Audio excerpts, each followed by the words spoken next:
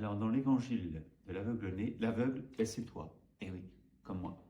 Pourquoi? Parce que tu t'es peut-être rendu compte que tu ne vois pas grand-chose, effectivement. Les réalités spirituelles, tu vois rien. Dieu, tu vois rien. Et même les personnes humaines qui sont autour de toi, tu vois juste l'apparence, et danger de juger sur l'apparence, mais tu connais rien des intentions profondes, rien de l'intérieur, rien de la profondeur de la réalité des choses. Donc, si tu es un peu lucide, il faut que tu reconnaisses, tu es aveugle, comme moi. Et donc, pourquoi je suis aveugle? D'où ça vient que l'être humain soit si incapable de voir les choses dans leur profondeur, dans leur réalité essentielle? Cela vient du fait que l'intelligence humaine et la capacité de connaître humaine est faite pour être en communion, en connexion avec d'autres intelligences humaines et même avec les intelligences des anges et surtout de Dieu. Et quand l'intelligence humaine est fermée, pas en communion, alors elle se plonge dans les ténèbres, elle devient incapable finalement de connaître grand-chose. Alors que quand elle est en communion, ouverte, elle est faite donc, du coup, pour recevoir de la lumière, de la connaissance. Elle est faite aussi pour en transmettre.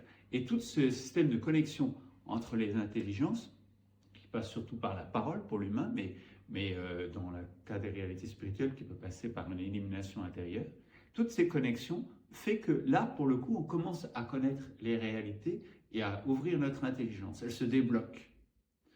Et voilà le problème. Le problème, c'est que depuis le péché originel, on a du mal à vivre en communion et avec les autres.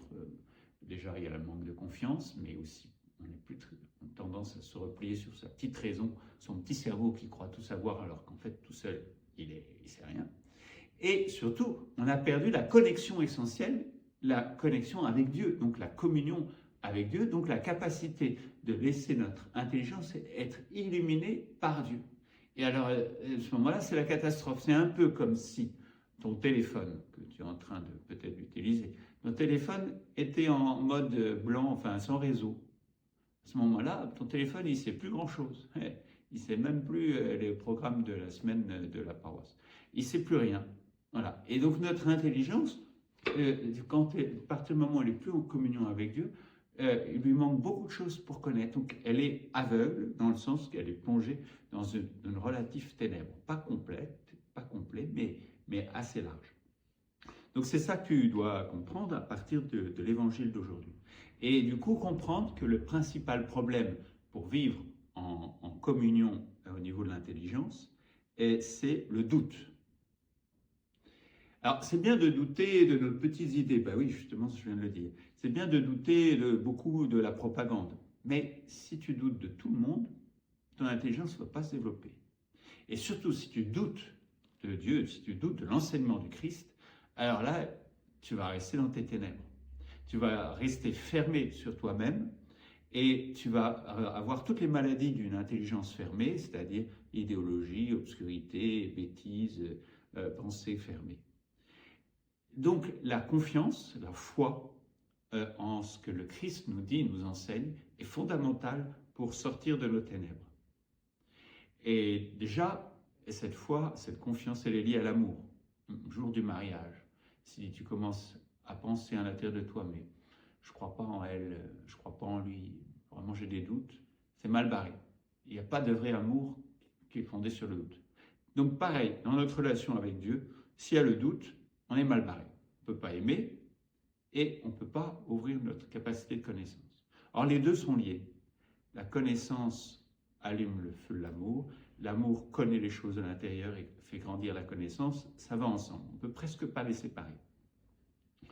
Voilà, je finis simplement par une parabole. La parabole des 3 aveugles, qui va résumer ce que je veux te dire. Le premier aveugle, c'est un aveugle qui a décidé qu'il se débrouillerait tout seul. Alors, qu'est-ce qu'il fait? Il se promène, il ne voit rien, mais il s'imagine la réalité, qui n'existe pas. Ah, ben là, je suis au bord d'une plage, etc. Qu'est-ce qui arrive à cet aveugle qui imagine le réel en fonction de sa pensée? Ben, un jour, il se prend un poteau dans la figure. Le réel finit toujours par me tomber dessus lorsque, justement, on veut croire que la réalité dépend de ce que je pense, alors que la réalité, au contraire, c'est ce que je dois l'accueillir.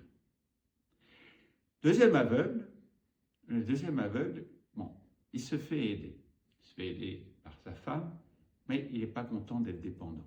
Alors il est toujours en train de rouspéter, toujours en train de douter. Ah, tu vas trop vite, tu vas passer vite. Ah, tu me dis qu'il y a ça, mais c'est peut-être pas vrai. Tu me dis que c'est bien, mais c'est pas vrai.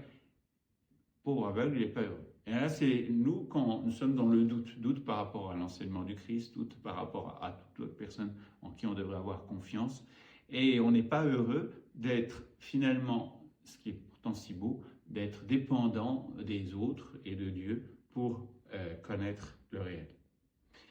Troisième aveugle, lui, il a sa femme qui le guide et il en est tout heureux. Il est tout heureux parce que du coup, il est toujours avec elle. Tout heureux parce que cette dépendance qu'il a envers sa femme pour pouvoir se déplacer, pour connaître les choses, pour savoir ce qui se passe, renforce son lien avec elle. Ça fait qu'ils sont très très liés l'un à l'autre. Sa femme est heureuse en plus, elle aussi, de pouvoir l'aider et de lui apporter quelque chose. Et ça, c'est notre relation avec le Christ. Le Christ, lui, il voit. Nous, on ne voit pas. Et donc, le lien que l'on a avec lui, ce lien de dépendance avec lui, en fait, c'est l'occasion d'un grand amour, d'une grande confiance, d'une grande amitié, d'un grand lien qui rend heureux. Et moi qui ne vois rien, et le Christ qui voit. Amen.